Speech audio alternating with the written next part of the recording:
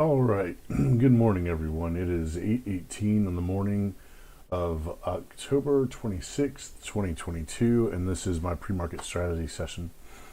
So yesterday's video was titled, I think it was 282.85 is the support and resistance area. And as it turns out, 282.85 wasn't bad. Actually, I'm erasing these lines now.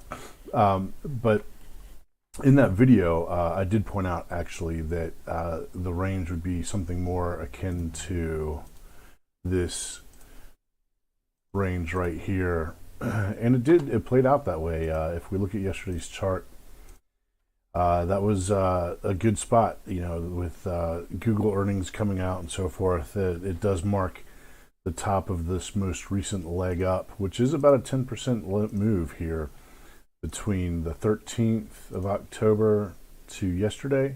That's almost a 12% move from top to bottom there. So I'm really quite confident that the next leg down starts now, and we're going to go down to I would say at least this neckline right here.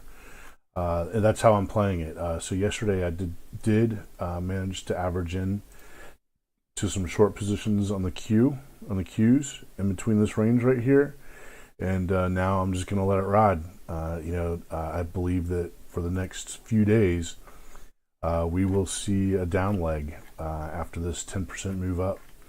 We ought to see, the down leg. The tech sector is going to get flogged here. So on earnings, of all things, not just economic news, but on earnings, which is a byproduct.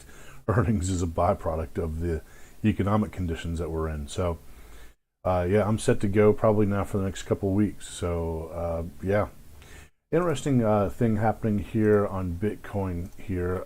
So I was expecting there to be a little bit more action coming into the end of the month right here.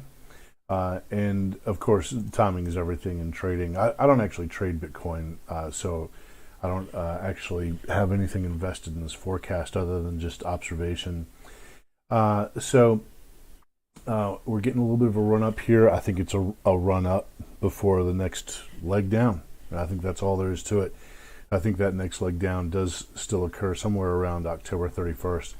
This red line is a neckline to a beautiful head and shoulders pattern. And, what happens from there, we get to see. But yeah, I think it's around the end of the month or so that we start seeing the manifestation of the next leg down. 10-year, 2-year is inverted once again. As always, not once again, like as in newly, but I've been kind of hammering this point now for the past few months here. And that is that we don't see the real crash. We don't see the real crash occur until the 10-year, 2-year yield inversion starts to normalize again. That means that the 10-year yield is higher than the 2-year yield. And this condition, this inverted condition, can last. You can see an example back here in 2001. It lasted for 12 months, and back here in 2007, it went on for about 18 months. So there's quite a bit of time left for this pattern to play out before we start to see the real crash on the Qs. And where we are once the crash really begins to occur, once the crash really takes hold, you can count on a roughly 50% down from there. So things are not looking all that great for the Qs right in here. In fact, let's take a look. I think I still have it. Yeah, here's the fib. Let me get rid of these horizontal rays here real quick and get rid of that trend line, that neckline, I should say. There it is right there. And let me go to a monthly here and kind of put it in a little bit more perspective. So let's see, below, so we just hit the 38.2 fib and bounced off of it. There could be, we've already tested this sort of 75% area. The next move down, on a monthly basis here is 214. So, it's got a ways to go and quite a bit of time until it gets there. But eventually, that's what this chart is going to look like. So wherever we are when those charts start to normalize, actually, let's go. I'll go once. Let's see. We inverted in June of 2022. So I'm going to go out a year on this chart here. So June 22, Monday, let's go to, that's 28. Monday 24, go to June of 23. There it is right there.